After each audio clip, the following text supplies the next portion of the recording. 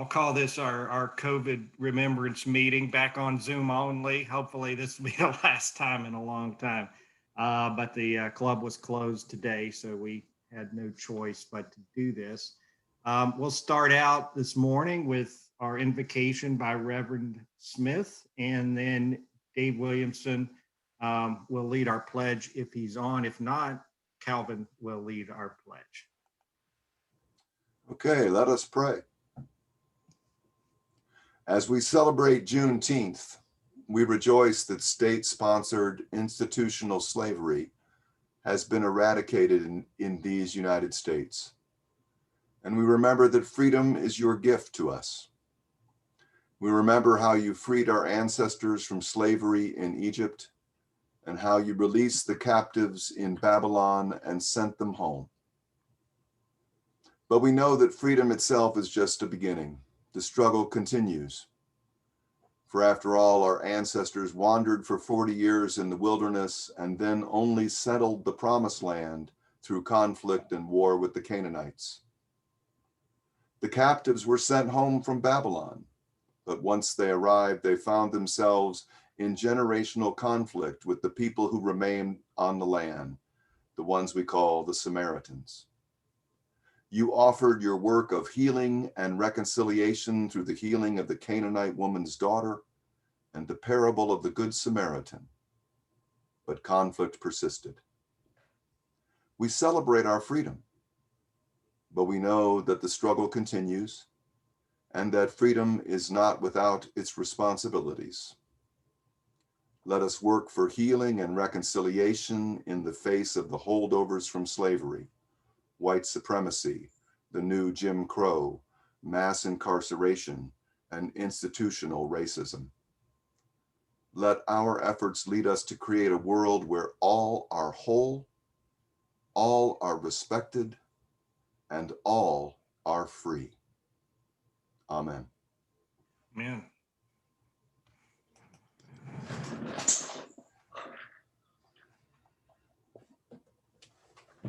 If you would please rise and join with me the Pledge of Allegiance.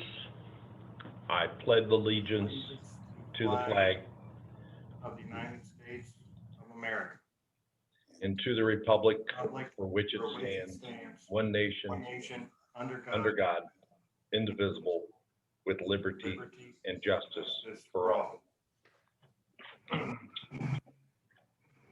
Thank you, Steve and Calvin.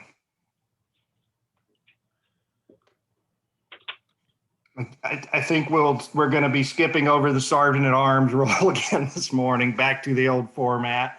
But does anyone have any announcements this morning? Or do we have guests? So if you have a guest, please introduce your guest. If you have an announcement, it's like Roberta has an announcement. Yes, I do. On the canned food drive, we collected 713 cans and about $2,300 that the foundation matched, and Dave chipped in. So ultimately we raised $5,000 in cash and 713 cans. Unfortunately, that's only $60.78 donation per member. So we did not win the food drive, but we did great. I think, 5,700 is great. So that's the announcement. And thank you everyone for your contributions. The Dublin Food Pantry is thrilled. Thank you for your leadership on that, Roberta. I think we all won in that food drive. So very happy with that result. Yeah, I am too. Thank you. Hey, David, it's Dave Lunder again. If I could speak for a second. Please. Okay, the auction's in its final stretch. Get your bids in today as it ends today, and had some great bidding on some great packages. Just a couple of comments on package number 9. We had it as part of the package. It was Old Forester single malt was mentioned in that package. Unfortunately, as we've done our inventory, we found we don't have that bourbon. But Ramona has graciously offered up a couple of others that are similar in quality. And so whoever wins that package will get a choice of a couple of different bourbons. And so you'll still receive a very nice bourbon, but it won't be the Old Forester. So thank you, Ramona, for doing that. And then on packages 13 and 14, we didn't have any bids as of yesterday. So we added a couple of gift cards to each of those packages. So if you get a chance, go in and look at those packages. And, we have 26 packages out there, 3 at this point without bids. So please go back and take a look at those packages. And if possible, let's get all 26 sold. For those of you who already bid, we really appreciate it. And we also have the golf club raffle coming up. So those tickets are still available. They're $25 each. And our goal is to sell 100. And John, I don't know if you're on the line, but maybe you can give us if you are, maybe you can give us an update. Maybe you can give us an update on the gas card winners, who they were for that raffle. And then how many tickets we sold and how close we are to 100. Okay, on the raffle itself, we are at 78 tickets. There's plenty of time. There's plenty of room in the basket for 22 more if we can get to 100 today. If you have anybody that's been on the fence or told you like, I'm going to go in and buy it, and you want to remind them, great. If you haven't bought one yourself, that'd be great too. Golf clubs are in. By the grace of God, they did come in this week, and I'll be picking them up this weekend. They did a nice job for us. The Callaway rep was able to do a good job for us. We have 2 sets of Callaway clubs. Other than that, buying raffle tickets, is a good thing. And, between the silent auction and our sponsors, who we thank again, as well as the raffle, this is going to be very successful. This is next year, we're going to be doing it outside, I'm sure. But thank everyone who's participated at this point. John, do you want to also add who won the gift, the gas card? All right. Now you're taxing, and now I got to go to another screen. Oh, sorry about that. No, I had them written down. Let me see here. Hold on. Because I sent an email to all of them. John Williamson, Ingrid,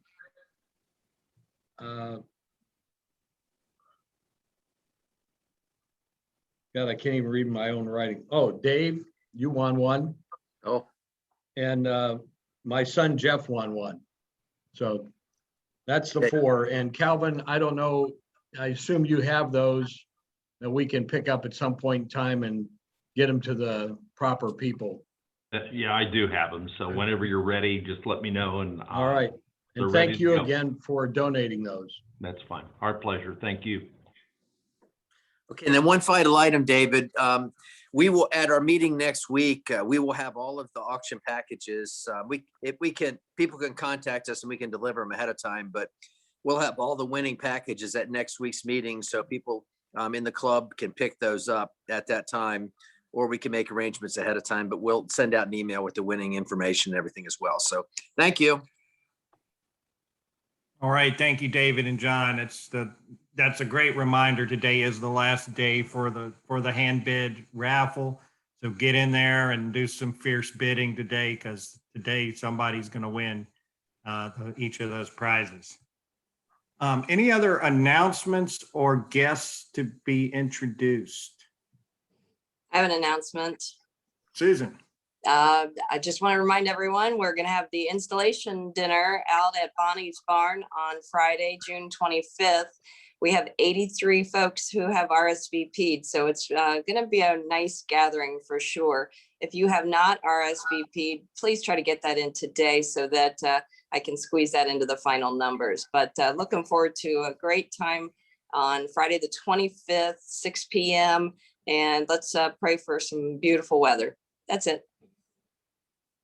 Great, thank you. And also remember next week, and I'll remind you about this at the end of the meeting today too, our annual installation and rewards meeting is next Friday morning at Muirfield Village. So make sure you plan to attend that.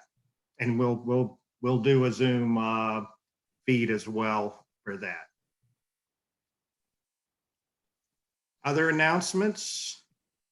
Guests?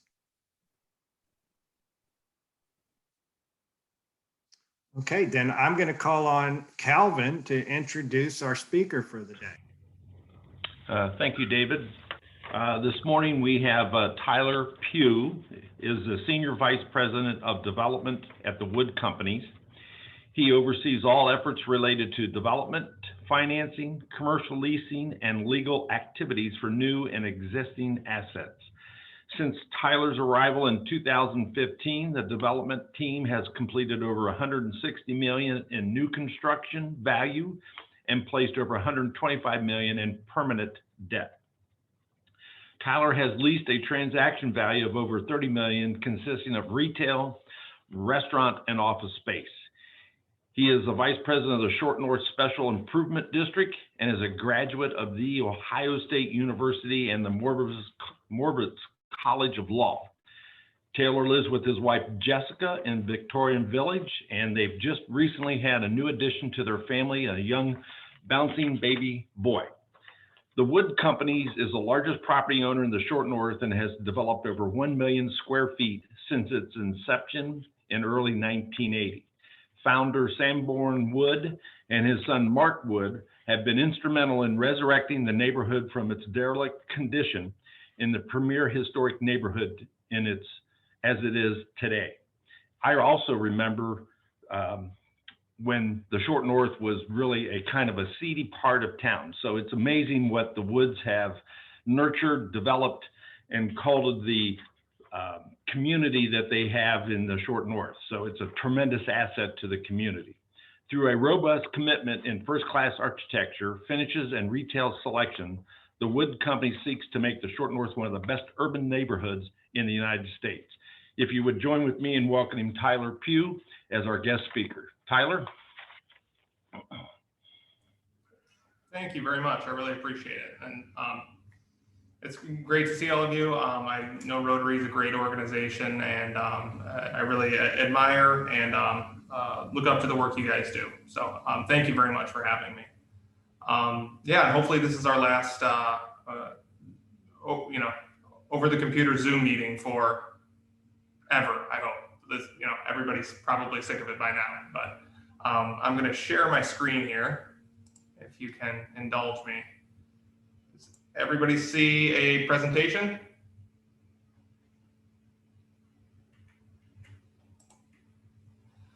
Let me go full screen here. There we go. Yeah, so the Short North is a very interesting neighborhood. I'm sure a lot of you have different interactions with the Short North.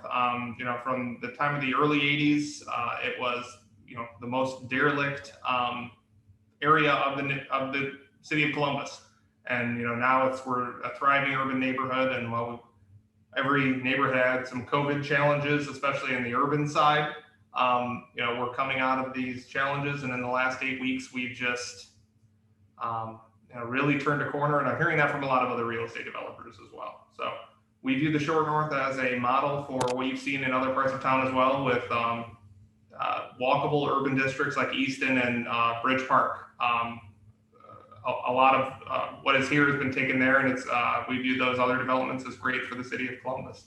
So as you can see here, the Short North consists mainly between Goodale Boulevard and Fifth Avenue. It's a stretch of mixed-use buildings that is kind of retail on the first floor, office on the second floor, and then multifamily above that in many ways. And then on each side, if you can see my mouse, on each side you're seeing 2 historic districts with the Victorian Village to the west and Italian Village to the east. And we think we're just a very unique neighborhood to have this incredible commercial spine next to some of the most interesting housing in the Midwest, mainly built between 1890 and 1920 in both areas. So the Short North was not always this way, though, as Calvin alluded to. The buildings you're looking at here on the left is the Carriage House Place building. This is where Rigsby's, this is before Rigsby's and Brassica and Studios on High, and a lot of the this is the condition in which it was purchased. You could see from the floor to the base, the third floor to the basement, there was no roof on the building. Squatters were living in there, and the problems were major drug use and prostitution. Rigsby's actually had to have their front door in the back because they didn't want customers looking out on High Street, which sounds crazy now. And additionally, over here, you see the building where the Pearl and Lemongrass and Hammond Harkins is located. This is right next to the Joseph Hotel. And you can really see that the amount of vision it took for our company's founder, Sanborn Wood, to look at this and say, no, we're going to make this into a very high-end, high-quality urban neighborhood. I love his vision because it's given me a career, but I don't think I have that much of a backbone, but I'm happy he did.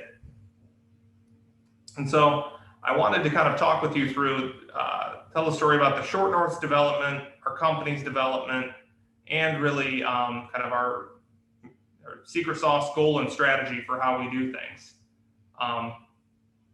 The first thing is we are protecting the downside through quality. We overdevelop assets through amenities, unit finishes, and architectural materials at the top of the market to protect the downside.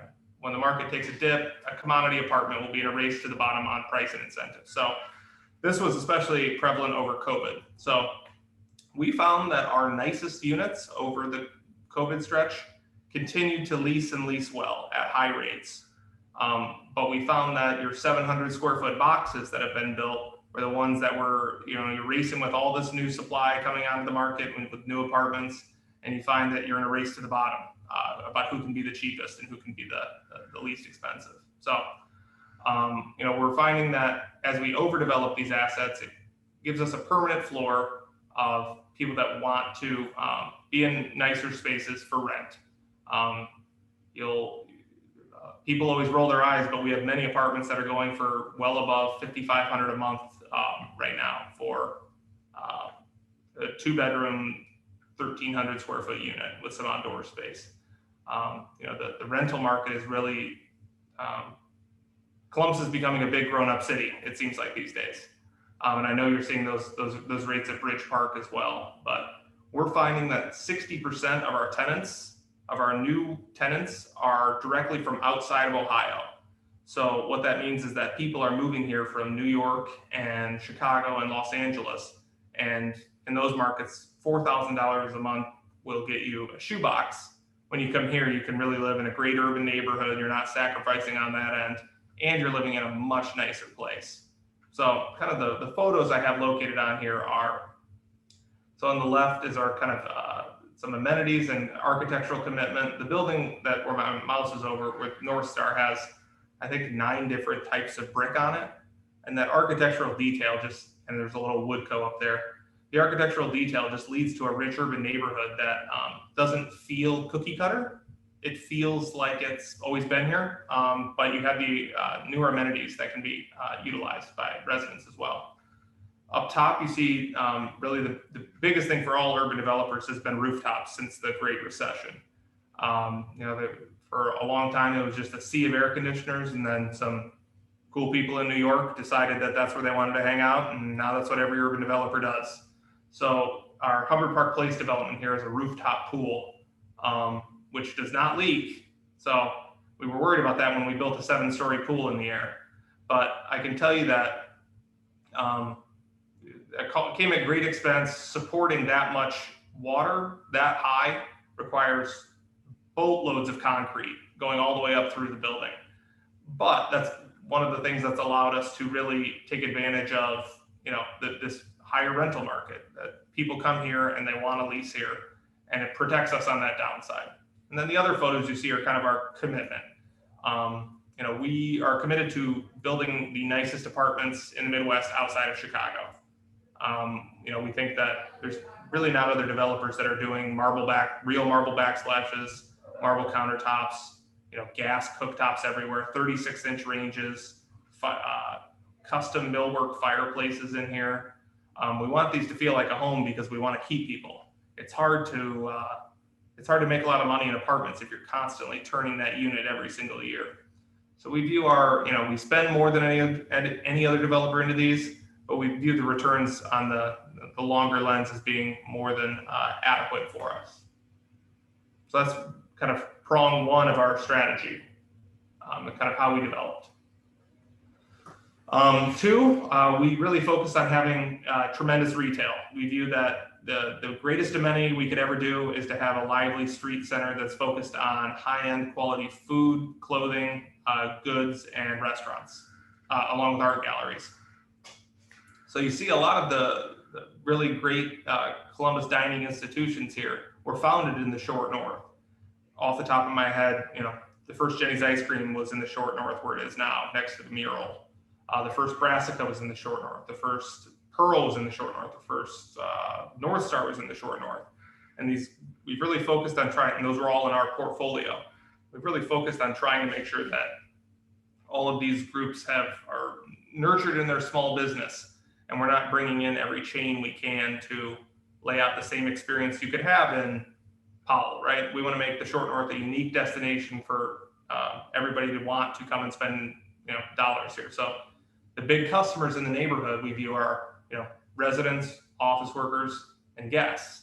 And that guest is really what really what inspires us to keep pushing forward on this retail front. We need a lot of you Dublin folks to come down here and enjoy yourselves. So we're constantly trying to offer new and unique experiences. And that sets up the demand for our other two prongs of office and apartments. People want to live where there's things happening. That didn't used to be the case 20 years ago. All apartments were, I shouldn't say all, but a lot of apartments were suburban, stick-built, wood-built structures in, there's a lot in Hilliard, a lot in Dublin.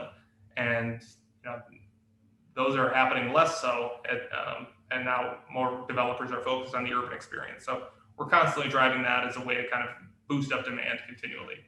Even if they can't pay the most rent, we want the best retailers.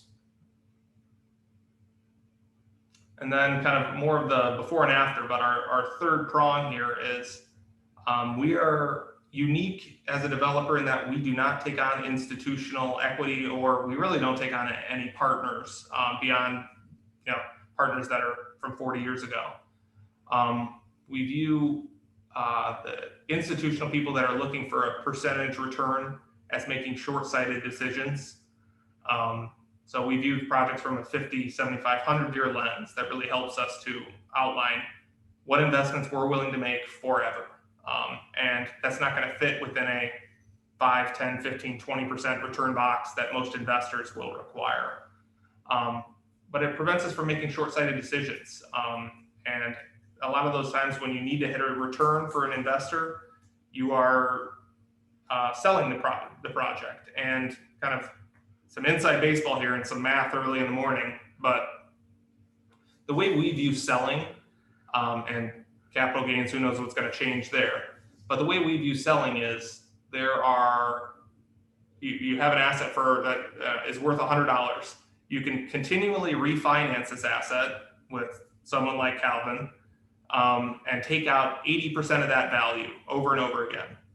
And kind of as the asset grows, you can take out more money and produce cash flow month over month. When you sell, you're getting 100% of the asset's value paid to you, but you have transaction costs within that sale of you're paying brokers, you're paying title companies, you're paying lawyers. And then the biggest thing is you're paying Uncle Sam.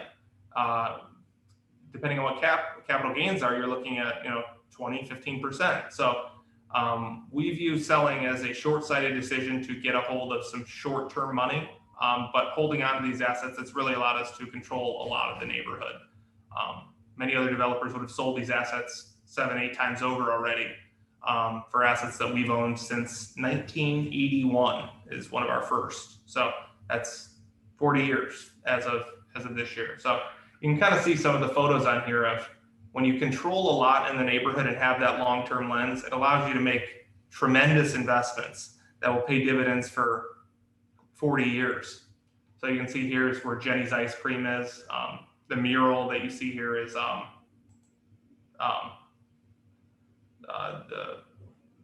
American Gothic that was paid for in commissioned by Sanborn Wood.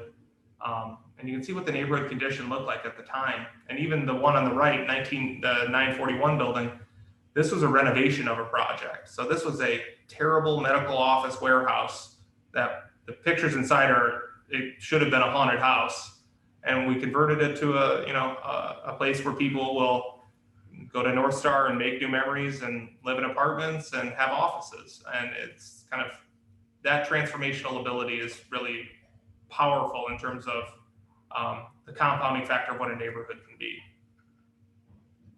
And then that's kind of the meat of what we do. But I just wanted to show you kind of some of the projects we've done to show you that I'm not lying, and we do these projects.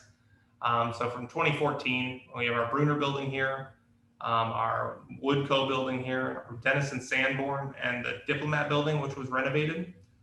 This Dennison Sanborn building is interesting because the building on the right is a hotel built in 1895 that was fully renovated and gutted. But the building next door is new construction. One of the best compliments we get is when people say, when were both of these buildings built? Because they do look like they're both historic and have been there 100 years. So that's a testament to the materials we use, a real slate roof, traditional brick molding and traditional grout patterns. And it just costs more to do it that way. But we view it as people want to live in neighborhoods where buildings like this exist. And then these are some kind of deeper dives into some projects we've done. I showed you the Hubbard Park Place. These are our 3 most recent projects. So this was a massive site on 1 acre, 101 apartments, 12,000 square feet of office, and a rooftop pool, which is, we showed this to our lender, who's Fannie Mae out of Washington, D.C., and they said, this is the nicest asset we've seen really across the country in the last 6 months. So that was a great testament to everything that we're doing. This is our office tower that we've completed recently. This was a city parking lot that we performed a deal with the city to take the parking lot and build office on it. And there's 2 Cameron Mitchell restaurants here, Del Mar and Lincoln Social up top. And we're fully leased here. I got a call in October. One of our 45,000 on 4 floors was a co-working space called Regis, and they were declaring bankruptcy. So that was one of those slouch in your chair moments. But we found a new tenant and we backfilled them, and we have a full building again. So we are, the market is robust here and continues to be so. And here on the front of the building, you can see there's a true limestone facade. We had a hard time finding it because there aren't a lot of private developers who install limestone on the front of buildings. And then this is our most recent project that Calvin was a lender on, a big lender on, and we're hoping to continue to work with them on a refinance here once we can get the restaurant leased here. But this is another example of a 255 space parking garage, 16 apartments, and then a 5,000 square foot restaurant. Further example into our commitment to quality. This is Lincoln Street here is a really cute street with a lot of historic homes and architecture. And, we're really excited about the potential for this development. And parking garages are a great barometer for everything you see with COVID. In the last 8 weeks, our parking numbers have just gone through the roof. The transient numbers and folks just coming down every day for work. It's just, it's very encouraging to see this steady incline in the rates we're seeing year over year. So, really day over day is better. And yeah, so that's all I have. I can tell you that we are, if I can stop sharing, I can tell you that we are very excited about the neighborhood's potential over the next 50 years. And we would love to, invite you down and have you enjoy a restaurant, enjoy a gallery, and enjoy a shop, and really take part in it, because there's something really special happening here. And again, I thank you all for inviting me. Hey, we have time for questions. Does anyone have a question for Tyler? I have a question, Tyler. What drives the decision to build apartments versus condominiums? And if you wanted to, could any of these buildings be converted into condominiums, or are they always to be apartments? So just with the fact that we are very long-term holders, we always want to build apartments, just because we can take advantage of that future revenue stream instead of a one-time revenue stream. Right. Other developers, some folks really like doing condos because they have the ability to cash out and do the next project. You know, there's a different set of building guidelines when you are doing condos versus apartments. But I can tell you that our apartments are fetching, you know, the rents are higher than the mortgages for most of the condos that you see in the area too. So these are condos masquerading as, masquerading as apartments. And for convertibility, that is possible. You have to have a very understanding lender because you can run into some issues that if you do start this off as apartments and then it becomes for sale condos. I've heard of some horror stories in which the homeowners can, you know, sue the builder and when something wasn't done right. When in an apartment, you just normally go in and fix it. So to answer your question, we like apartments. They can be converted, but there are some issues with that. Okay. Well, I appreciate that. Those are beautiful buildings. I especially love that rooftop pool area. That's really Yeah. That building took years off my life, so thank you. I bet. The logistics of that just look incredible. Yeah. Any other questions for Tyler? I have a question. David, go ahead. Yeah, Tyler, on your first slide, noticed there was a comment about overdeveloping assets. And then when market turns, the market will be looking for a commodity. I was wondering if you can elaborate on that. I like what I read there. There's some planning involved in putting that statement there. Yeah, so this was just especially prevalent during the COVID period was when new supply comes on the market, we count on other developers, not all developers, but most other developers developing commodity apartments. So it's the same 700 square foot box that you see everywhere. And when that happens, there's no differentiation between the apartments. So you have nothing to point to that you should say when somebody says, I'm getting 3 months free over here, what can you do for me? When you have the same apartment, you have to say, nothing, I'll give you 4 months free. And we're during the worst part of COVID, we were hearing 6 months free on a 12-month lease, which I don't understand how that makes any sense. We never got to that point. But when you overdevelop these assets, you have something you can point to, and it protects your downside relatively, because like I said, 60% of our tenants are coming from out of town. They are well off, and they are able to price is less of a consideration for them. So we do these, if they're overdeveloped, we're going to spend a little bit more on the front end, but we're going to be happy over the long run. Tyler, I don't have a question, but I do have a comment, if I may. Yeah. I was fortunate enough 40 years ago to work with Sandy Wood. Oh, wow. Actually financed the reconstruction and redevelopment of the White Cross Hospital and that corridor. And Sandy was just a visionary that we can all see now with what you've done. It's truly incredible and just such a great testimonial. But it's a testimonial to the fact that his vision said, we are going to play long-term, never race through anything.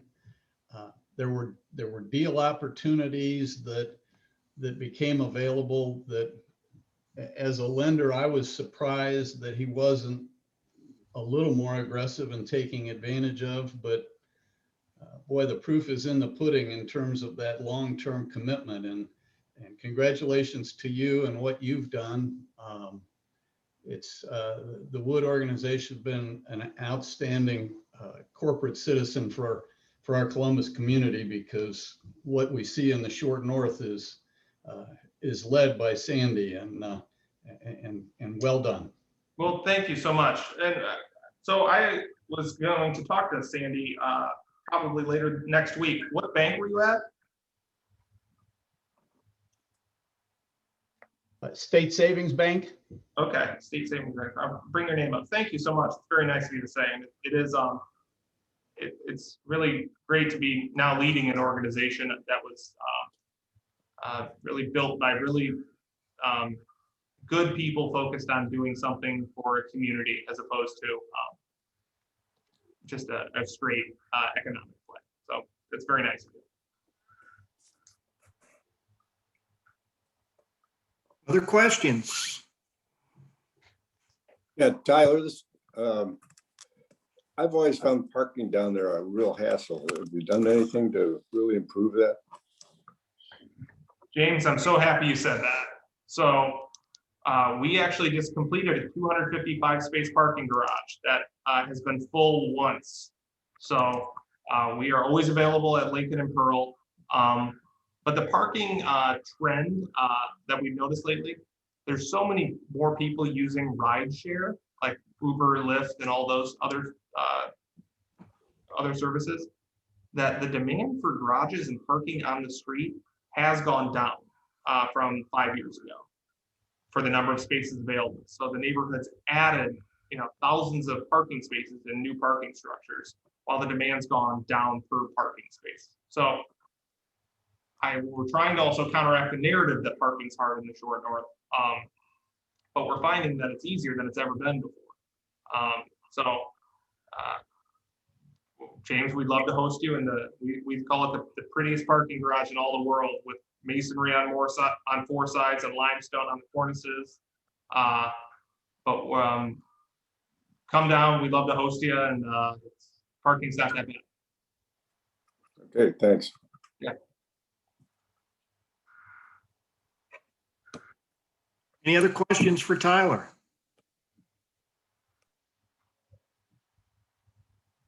All right, well, thank you very much for your presentation today, Tyler. That was fantastic. Beautiful, beautiful developments you have in the short north, and it's a fun place to go, and we appreciate you updating us on that. Yeah, well, thank you very much. And Calvin has my contact information. If anybody wants to see a development or talk about a development, I would love to show anyone around. And we are, we're always excited. This is, I'm a lawyer by training, and this is so much more fun than being at a desk all day and papering deals doing them. So I can tell you that we love what we do, and we love to talk about it. And any questions, just give me a call or shoot me an email. Super. Thank you. Thank you so much. Laurie, I think Laurie Penland posted a chat that we're looking for marshals for July 3rd's parade. And if you want to marshal, you'll meet at Jason's Deli at 10:15 a.m. on July 3rd. So keep that in mind. Next week, our meeting will be our annual installation meeting. So we will install Michael Isler as our new president and the board for 2021, 2022. So please be there. We'll also have our Rookie of the Year and Rotarian of the Year awards. And we have, Susan has some Paul Harris Fellows to give out. So please plan to be at our meeting next week at Muirfield Village. Dave? Join in that celebration. Yes, I have just one update, if I may. certainly. One of our members jumped in and bought a couple of raffle tickets. We're down to 20 towards our goal of 100. And just so we can avoid at the very end of the auction today, if you have any unpaid raffle tickets, or there will be no invoicing. Last year, we were pretty successful in getting all that done. So if you can pay by credit card, this would save Amy a lot of work in having to invoice everyone for what they purchased. And I hate to be the one to sit there and say, well, please pay, but this would make things a lot cleaner at the end if you would complete your transactions with credit card and save Amy the work of having to invoice everyone or the people that don't pay by credit card. Thank you for all your support. Appreciate it. All right, so get on to hand bid today. This is the last day. Buy your raffle tickets. We only have 20 left to sell. So please get on there, buy a raffle ticket, bid on an item or two, and let's make this fundraiser a success. We added some gift cards to some of the packages too. So if you've not bid on anything, or if you have, go back in and look at the gift cards that we added. We added them to the ones that there were no bids on. So What time does the bidding end? 5 o'clock. 5 o'clock. Okay, super. All right. Well, thank you, everyone. We'll see you all next week for our installation meeting and our installation party. Please make your reservation for the party if you haven't already. Have a great weekend. Thanks. Bye, everyone. Bye.